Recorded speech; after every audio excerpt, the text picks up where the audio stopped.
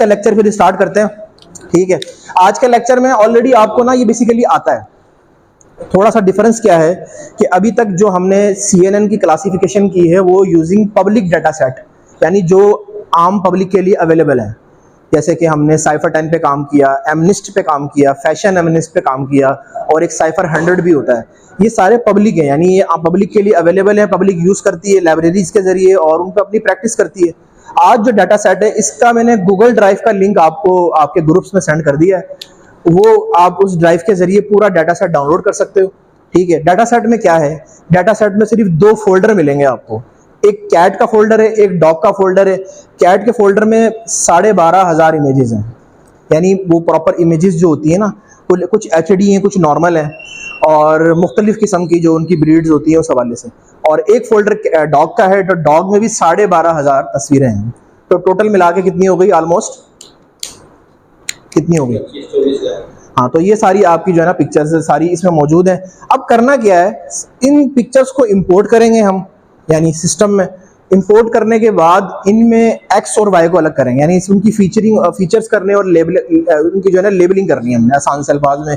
और आगे काम सारा वही है जो हम पहले कर चुके हैं। तो थोड़ा सा स्टार्ट करते हैं। पहले लाइब्रेरीज इंपोर्ट हो जाएंगी।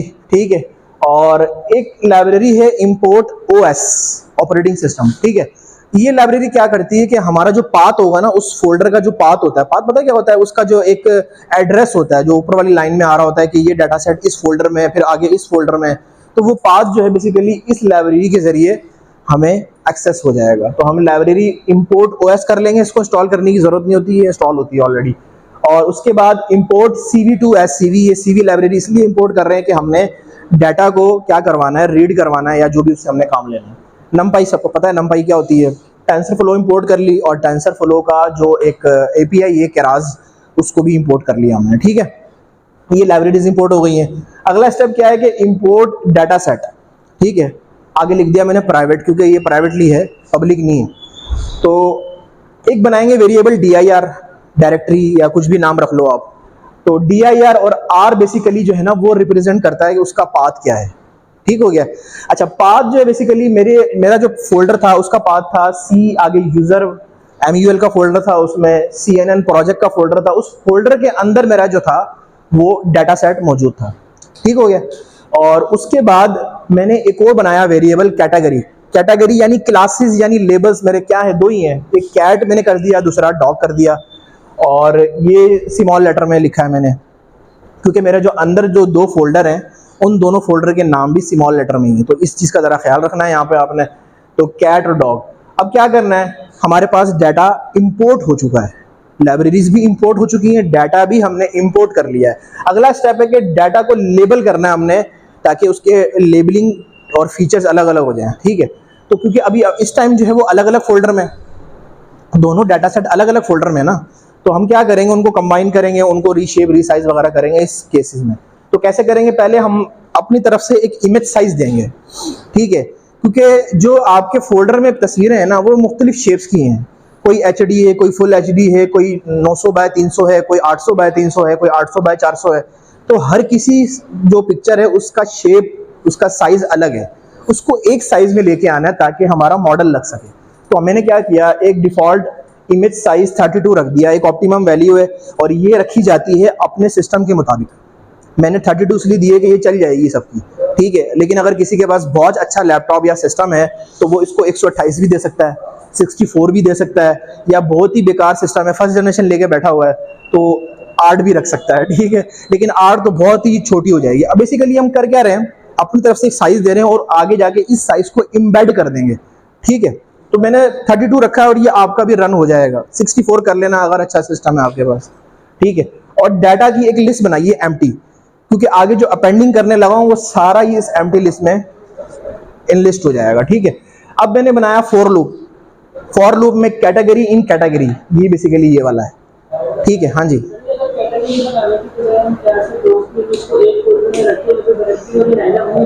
लेकिन फिर वो लेबल्स भी तो करने हैं ना, वो लेबल्स कैसे होंगे, वो उनको अरे की फॉर्म में लेबल्स बताने हैं। तो ये जरा एक स्टेप होता है। आप बेसिकली सारे फोल्डर इकट्ठे कर दो, एक ही कह रहे हो ना कि हम पहले से ही वो सारा कॉपी पेस्ट कर दें, लेकिन लेबल्स तो नहीं होंगे ना, वो तो जस्ट उसके वो एक है वो सारा मर्ज कर देगा। लेबल ही फिर भी नहीं होगी उसकी। तो ये ज़रूरी इस वजह से होता है कि ये साइज़ हमारा जो है ना बेसिकली, या तो हर पिक्चर को 1/1 32 करो, 32x32 की करो, या फिर एक स्टेप ये चलाओ फटाफट कर दो। मैंने एक चीज़ यहाँ पे और भी लिखी है, दिस स्टेप, यहाँ से यहाँ तक का जो सिंगल स्टेप है, ये स्टेप टेक टाइम।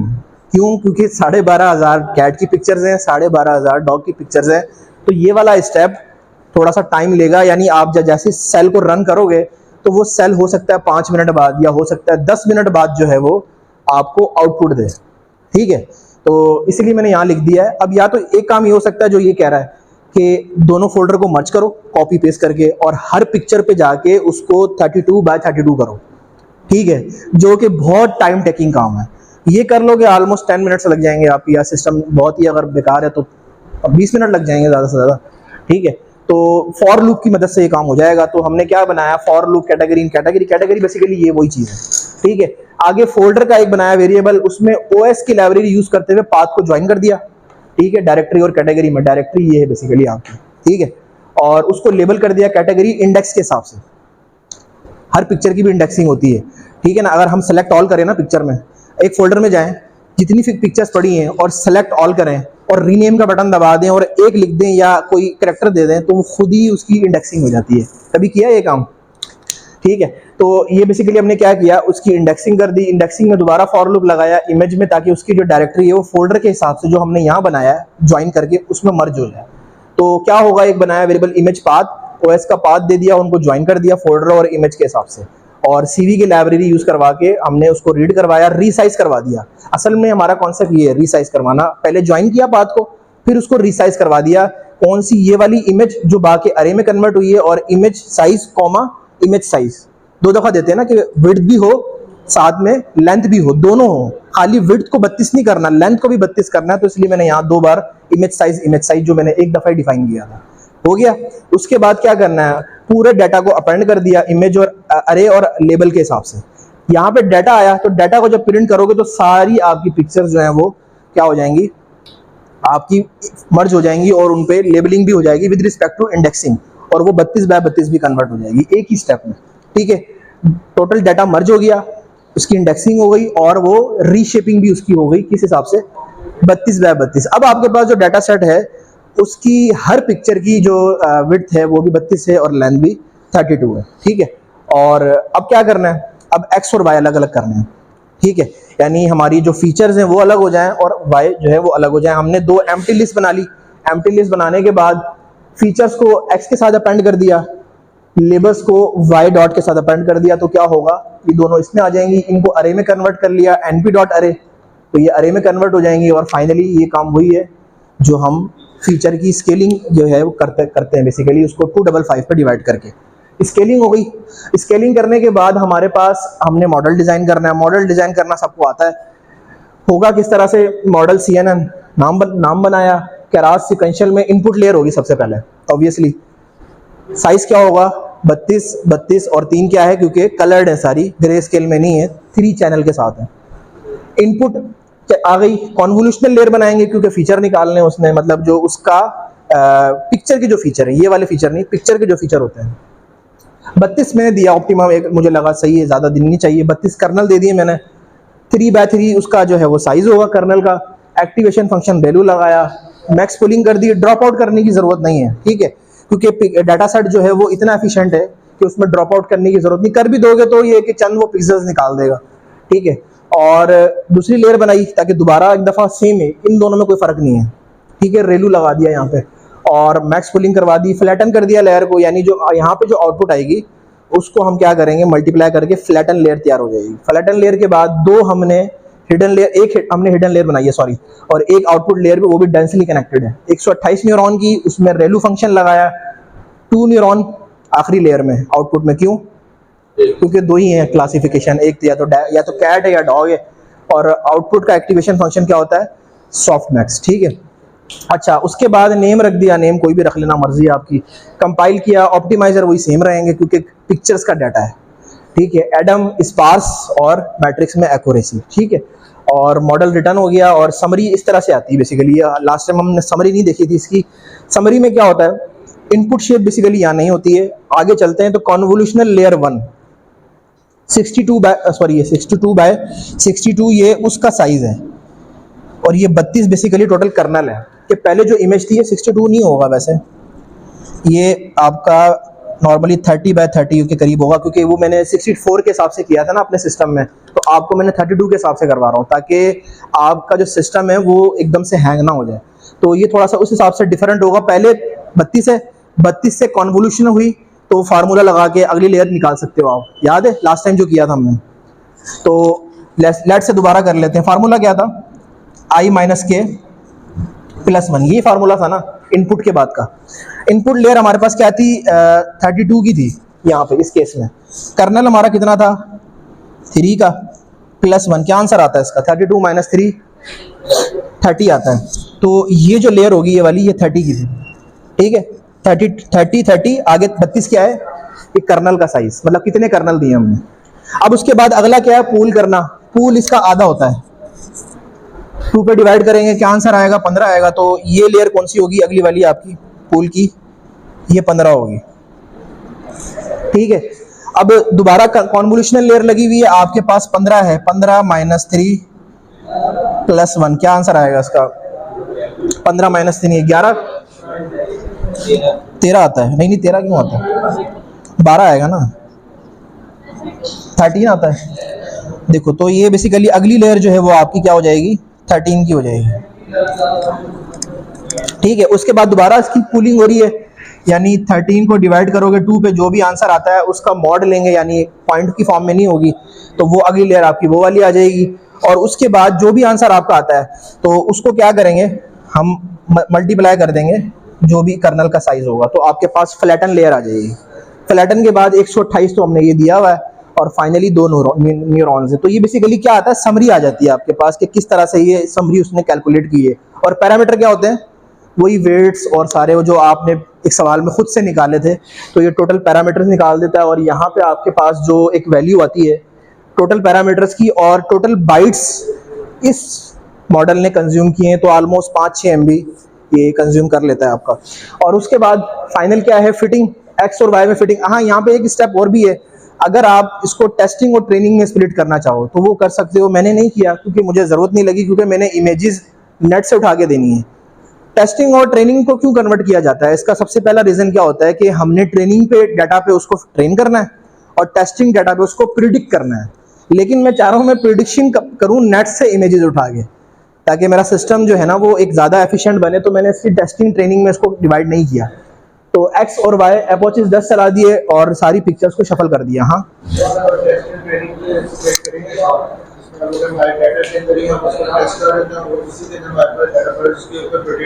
हाँ, नहीं वो ये करता है कि जो आपका लेट से 25,000 है ना, 12,500 आपके पास कैट की इमेजेस हैं, 12,500 डॉग की इमेजेस हैं, तो मान लो कि 1,500 उसने अलग करके टेस्टिंग के लिए रख लिए उसी डाटा सेट में से, तो पीछे कितनी रह जाएंगी, फिर उसको माइनस कर दो। तो वो जो डाटा सेट है ट्रेनिंग के लिए यूज हो जाएगा, और ये वाला डाटा सेट जो है वो टेस्टिंग के लिए यूज हो जाएगा, यानी प्रेडिक्शन के लिए यूज हो जाएगा। इस पर भी करवा सकते हैं, लेकिन फिर हमने फिर इसको स्प्लिट क्यों किया। स्प्लिट करने का मकसद यही होता है कि या तो हम क्या कर सकें, उस पर जो है ना एक प्रेडिक्शन करवा सकें। टेस्टिंग और ट्रेनिंग इसीलिए स्प्लिट किया जाता है ना। और अगर फर्ज करो आपने मॉडल इतना एफिशिएंट बनाया है कि नेट से कोई पिक्चर दे सकते हो, तो वो आप कोई दे दो, कोई मसला नहीं है उसमें। तो एक्स वाई आपका ट्रेन हो गया और शफल कर लिया तस्वीरों को हर अप्रोच के बाद। तो 25 मैंने चलाए, थोड़ी 10 चलाएं, तो मेरी जो एक्यूरेसी आई थी 98 के करीब आ गई थी। और हमारे पास हमने कल किया था साइफर 10, 25 के बाद भी हमारी 80 से ऊपर नहीं गई है। क्यों? क्योंकि यहाँ पे डाटा पहले से काफ़ी एफिशिएंट है। वो जो डाटा था वो काफ़ी उसमें प्रॉब्लम्स थी, और पैडिंग भी कर दो उसकी तब भी, हालांकि यहाँ पे हमने कोई पैडिंग नहीं की है। तो पैडिंग की है हमने,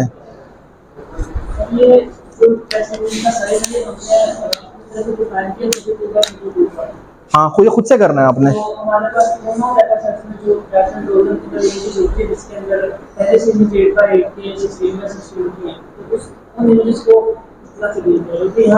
यार नॉर्मली ना जो साइज है ना तस्वीरों का, जो मैंने देखा है रैंडमली देखा है, वो नॉर्मली इतना साइज होता नहीं है 32 बाय 32 का।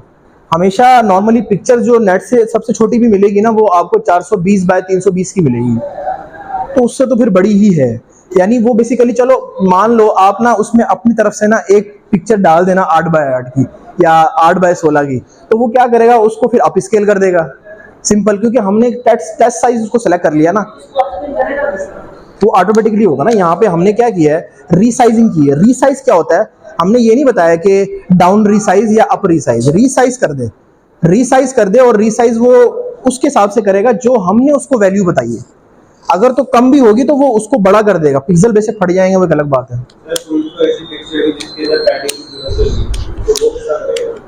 पैडिंग कैसे बताई थी मैंने कि यहाँ पे पैडिंग डिफाइन करनी है। पैडिंग देखो, पैडिंग जो है वो कर लो, लेकिन पैडिंग जो है वो ज़्यादा क्यों की जाती है, वो इसलिए की जाती है कि आपके पास बहुत मिनिमल डिटेल बाहर निकालनी है आपने। लेट से मैंने फ्लावर की मिसाल दी थी इसमें कि फ्लावर बहुत छोटे होते हैं और उनकी बाज़ दफ़ा क्या होता है कि वो अगर थोड़ा सा टर्न भी कर जाए ना, या रोटेट करके किसी ने फ़ोटो लिए, तो उसके फीचर्स निकालना मुश्किल होता है, रादर देन कि आपके पास कैट है या डॉग है। कैट या डॉग अगर बड़े साइज में थोड़ा सा टेढ़ा भी खड़ा हुआ है तो उसकी, या फिर एज में भी खड़ा हुआ है, तो फीचर बेसिकली निकाल लेगा, क्योंकि हमारा डाटा सेट बहुत बड़ा है। नॉर्मली इतने बड़ा डाटा सेट पे ट्रेनिंग नॉर्मली नहीं की जा रही होती, क्योंकि यही वजह है कि इस वजह से हम जो है ना, हमने 12,500 एक कैटेगरी की तस्वीरें दे रखी हैं। वो इतने फीचर्स तो निकाल लेगा कि प्रिडिक्ट कर लेगा। आप ऐसा करो, इस देखो ना, ये एक्यूरेसी क्यों आई है, आगे हम इसकी जो है वो एवोल्यूशन में भी एक्यूरेसी चेक करेंगे, 99% आ रही है हमारी, क्योंकि डाटा सेट बहुत बड़ा है हमारा। और वो क्या कर लेगा, पिक्चर्स में से फीचर्स निकाल लेगा किसी तरह से। लास्ट टाइम हमने साइफर 10 की मिसाल दी थी, उसमें 60,000 तस्वीरें थी, 60,000, लेकिन कैटेगरीज कितनी थी, 10, और 10 के हिसाब से फिर वो डिवाइड हो गया डाटा सेट, यानी हर किसी के हिस्से में ऑलमोस्ट 6,000 के करीब आई होंगी। अगर 10 कैटेगरीज की बात करें 60,000 के हिसाब से, तो इसमें एक कैटेगरी में 12,500 है, और वो भी अच्छी फॉर्म में। मैंने इतने साइज़ की नहीं है, मिनिमम भी मैं बता रहा हूँ ना आपको, 840 बाय 320 की पिक्चर है, इससे छोटी नहीं है कोई भी, तो उसको फीचर निकालने में कोई ऐसा इशू नहीं आएगा। तो यहाँ पे हमारे पास एक्यूरेसी आती है, और फाइनली हम क्या करते हैं, मॉडल को सेव कर लेंगे ताकि हम आगे प्रिडिक्शन के लिए यूज़ कर सकें। हमने मॉडल को सेव किया कैट एंड डॉग केरास के जरिए, और उसके बाद प्रिडिक्शन की बारी है। प्रिडिक्शन में भी ना हमने वही काम करना है जो हमने कल किया था, पिक्चर को रीड करवाया CV के जरिए, ठीक है, उसको रिसाइज किया 32 में, अरे में कन्वर्ट कर दिया और रीशेप कर दिया अपनी उसके हिसाब से कि ये एक पिक्चर आ गई, और उसमें विड्थ और हाइट का, और 3 क्या है आपका चैनल, नंबर ऑफ चैनल जितने भी होते हैं, और रिटर्न कर दिया अरे में। अब आगे क्या करना है, TF मॉडल लोड कर लिया दोबारा, मॉडल ये वाला जो सेव किया था केरास के जरिए दोबारा लोड किया, उसका नाम दिया और फाइनल प्रिडिक्शन कर दी। प्रिडिक्शन में जाके आगे बस यहाँ पे इमेज का पाथ दे दो, या उसी इमेज को उसी फोल्डर में रख दो जो नेट से आपने डाउनलोड की है, ठीक है। और ये वही बेसिकली कल वाली चीज़ जो हमने कल की थी, और उसको प्रिडिक्ट करवा लो, तो बता देगा कि अगर आपने कैट की पिक्चर दी है तो ऑलमोस्ट इस कैटेगरी में जो है ना आपके पास ऑलमोस्ट प्रिडिक्शन मेरी तो सही आ रही थी, और उम्मीद है कि आपकी भी सही आ रही होगी। तो इसको परफॉर्म करो, ठीक है, और जब प्रिडिक्शन की बारी आएगी तो नेट से उठा के पिक्चर्स देना। वैसे मैंने जो फोल्डर दिया है ना आपको गूगल ड्राइव का, उसमें एक सैम्पल्स का फोल्डर भी है, जिसमें मैंने ऑलरेडी पहले से नेट से 4-5 पिक्चर उठा के वहाँ डाल दी हैं, तो वो भी ले सकते हो, मैंने नेट से ही निकाली है। लेकिन अगर भरोसा नहीं है आपको कि भाई मैंने वाकई नेट से निकाली है तो आप खुद से भी कर सकते हो, ठीक है। तो ये चेक कर लो। अच्छा, ये करवाने का मकसद ये था कि इसके अलावा और क्लासिफिकेशन भी हो सकती है। मैंने पहले भी मिसाल दी कि अब फ्लावर मुख्तलिफ़ किस्म के हमारे पास, मेडिकल की फील्ड में जाएँ तो हमारे पास ट्यूमर है या नहीं है इमेजेस की फॉर्म में, वो भी हो सकता है। या अगर फूड की इंडस्ट्री में बात करें तो फूड में जो है वो रिपनेस होती है फूड की, वो भी चेक की जा सकती है। तो वो सारा कुछ इसी कैटेगरी में लाई करता है, ठीक है। आगे प्रिडिक्शन कर लो। अब ये बेसिकली प्रिडिक्शन यहीं पे हो रही है। इस चीज़ को ज़रा एडवांस बनाना है, इसकी ऐप बना दो, एंड्रॉयड की ऐप बना लो, वेब पे ले जाओ इसको, ताकि कोई भी वेबसाइट खुले आपकी और जस्ट आप अपनी पिक्चर अपलोड करें और चेक कर सके कि हाँ जी मुझे मसला है या नहीं है, ठीक है। और इसके अलावा और क्या कर सकते हो, इसको GUI बना लो। यहाँ तो ये यही बताता है ना कि ये कैट है, क्योंकि हमने कैटेगरी डिफाइन कर दी है। आप इसका ग्राफिकल यूज़र इंटरफेस बनाओ कि भाई वो आपके सामने एक विंडो आए, प्रॉपर उसमें ब्राउज का ऑप्शन हो, और क्लिक एक आपकी जो पिक्चर अपलोड हो, फिर आपको जो है वो रिजल्ट्स अनाउंस करें। तो ये भी यूज़ हो सकता है। लेकिन ये काम बेसिकली थोड़ा सा ना आप कह लो कि GUI यानी डिफरेंट हिसाब से है कि ये AI की फील्ड में लाई नहीं करते हैं, लेकिन उसके अगर आपने थोड़ी सी उसको विजुअलाइज अच्छा करना है आपने, तो वो काम कर सकते हो आप। थोड़ा सा आइडिया मैं दे देता हूँ। TK इंटर की एक लाइब्रेरी है पाइथन में, उसके ज़रिए GUI बन जाते हैं। और बने बनाए भी नेट से मिल जाते हैं, कोई मसला नहीं है कि आपको सीखना पड़ेगा, और बहुत मुश्किल भी नहीं होती अगर सीखो भी तो। और इसके अलावा अगर वेब पे लेके जाना है तो फ्लास्क यूज़ होती है या जेंगो यूज़ होती है, एक लाइब्रेरी है इसी की, पाइथन की। तो ये यूज़ कर सकते हो। और अगर आपने ऐप बनानी है तो उसके लिए फिर आप एंड्रॉयड एप्लीकेशंस के हवाले से भी काम कर सकते हो। बैक एंड पे यही चीज़ चल रही होगी आपकी, ठीक है। और ये क्या यूज़ हो रहा होगा, ये जो हमने सेव किया है, मॉडल बन गया, बनने के बाद सेव हो गया एक दफ़ा, तो आगे जस्ट इस मॉडल को यूज़ करना है और ये प्रेडिक्शन करवानी है बस, ठीक है। तो ये काम हो सकता है। और एक छोटा सा टास्क है, ये एक तो परफॉर्म कर लोगे आप। टास्क ये कि इसी मॉडल का जो है ना, आपने CNN आर्किटेक्चर डायग्राम बनानी है। ये क्या होती है जो मैंने लास्ट क्लास में सबसे ऊपर बनाई थी ना, जिसको मैंने CNN बिल्डिंग ब्लॉक्स कहा था, उसको CNN आर्किटेक्चर डायग्राम भी कहते हैं, जिसमें मैंने ये प्रॉपर करके दिखाया था कि ये किस तरह से आगे होता है। तो वो डायग्राम बना लेना। मैंने एग्जैक्ट बनाने को नहीं कहा, आप रफ सी बना लो, ठीक है। और देखते हैं फिर, ठीक है। तो ये था आज का लेक्चर।